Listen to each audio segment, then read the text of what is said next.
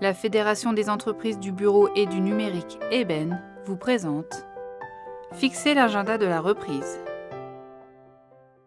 Alors, les différentes phases de la session. Eh bien, dans un premier temps, vous avez effectivement la phase de recherche. D'un côté, vous avez le sessionnaire qui va effectivement faire des ciblages pour pouvoir effectivement trouver l'entreprise qu'il recherche et qui correspond à ses souhaits. Et de l'autre côté, vous avez effectivement le cédant qui va préparer un teaser pour présenter son entreprise pour pouvoir trouver des acquéreurs potentiels. Il y a donc cette phase de recherche, effectivement, qui dure un certain temps et qui s'appuie sur des formes de communication. Et à un moment, effectivement, eh bien, le cédant et le cessionnaire vont pouvoir se rencontrer lors de ce qu'on appelle le primo-contact. Qu'est-ce qu'est le primo-contact? Eh bien, c'est la première fois, effectivement, où le cédant et le cessionnaire vont se voir, vont discuter de l'entreprise et vont pouvoir effectivement échanger sur leur souhait de pouvoir contractuel. Attention cependant, en tant que cédant, vous devez bien faire signer au cessionnaire, à chaque fois que vous rencontrez un cessionnaire potentiel, eh bien de leur faire signer une clause de confidentialité. Ça veut dire que les documents, les informations que vous leur donnez ne doivent pas être utilisés à d'autres fins que de vous faire une proposition d'achat. Alors après cette phase effectivement de primo-contact, peut-être plusieurs rencontres, que se passe-t-il? Vous avez effectivement les négociations. Les négociations ont pour objectif effectivement de trouver un prix d'équilibre entre vous, cédant, et le cessionnaire.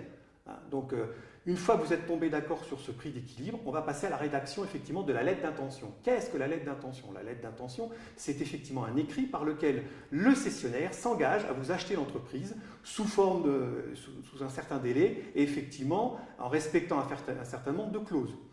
Attention cependant, la lettre d'intention peut prévoir des clauses suspensives, c'est-à-dire effectivement des clauses notamment le fait de trouver un financement, des clauses effectivement d'exclusivité, c'est-à-dire que le cessionnaire est exclusivement le seul acheteur potentiel, vous limitez effectivement de contacter d'autres personnes, et enfin effectivement il peut prévoir ce qu'on appelle les due diligence ou audits. Ce sont effectivement des contrôles qui vont être effectués par le cessionnaire afin de vérifier si les éléments que vous lui avez transmis sont réels. Alors, qu'est-ce qui se passe effectivement une fois que cette lettre d'intention est signée? Eh bien, on va passer plus précisément à la phase d'audit ou de due diligence. Habituez-vous à ces termes un peu anglo-saxons, ils sont souvent pratiqués. Donc, les due diligence, ce sont quoi? Ce sont des audits, donc grosso modo qui sont réalisés par des spécialistes, souvent des avocats, des experts comptables et peut-être aussi des notaires, dont l'objectif effectivement est de valider et de regarder si tous les éléments d'information que vous avez transmis pour pouvoir effectivement vendre votre entreprise sont réels au niveau comptable, social, financier, voire au niveau commercial. Donc une fois que les audits sont terminés, on va passer à la rédaction du protocole. Le protocole reprend principalement les actes effectivement qu'il y a eu dans la lettre d'intention, mais en rajoutant ce qu'on appelle la GAP. Là aussi, je vous demande de vous habituer à ce terme, garantie d'actifs et de passifs.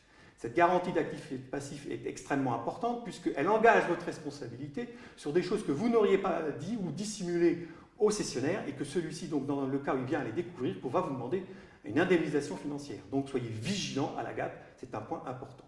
Une fois qu'effectivement vous avez donc signé le protocole, eh bien vous devez informer votre personnel de l'intention de céder votre entreprise au minimum 2 mois avant la signature de l'acte définitif. Cette règle est importante, je vous demande de la respecter. Enfin, une fois que ces 2 mois sont passés, eh bien vous passez à la signature de l'acte définitif. Clairement, c'est la reprise de ce qu'il y a eu dans le protocole de façon à effectivement pouvoir signer définitivement la transmission et vous percevez le prix de votre cession. Et pour finir, eh bien, la phase de transmission, c'est vous transmettez le pouvoir, effectivement, le cédant cède au cessionnaire sa place de façon à faire en sorte que l'entreprise ouvre un livre 2 de son histoire. Il faut savoir que cette phase peut durer assez longtemps, c'est-à-dire à peu près 6 mois pour les entreprises de petite taille et entre 12 et 18 mois pour les entreprises plus importantes. Pour vous aider dans vos démarches de cession et de reprise d'entreprise, prenez contact avec la Fédération des entreprises du bureau et du numérique, EBEN.